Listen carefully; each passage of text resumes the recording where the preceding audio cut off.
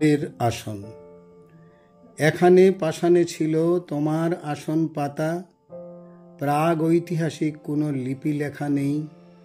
তথাপি কেন যে হঠাৎ তাই মনে হলো এখানে একান্তে বসে টিলার নাবালে।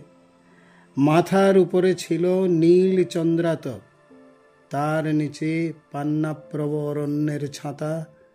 এখানে পাষাণে ছিল মোষের পিঠের মতো প্রশস্ত আসন, তার উপরে ধ্যানে ছিলে কার প্রতীক্ষায়। কত রোদ ঝড় বৃষ্টি তাণ্ডব নেচে গেল মাথার জটায়। তেঁতুল পাতার মতো চেরা দাঁতে হেসেছিলে নির্বিকার তুমি।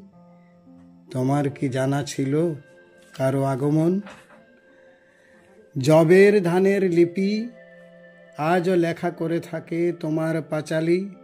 গৃহস্থের ভদ্রাসনে কালের আসন আজও পাতা হয়ে থাকে। তারপর ব্রত কথা, শঙ্খ উলুধ্বনি।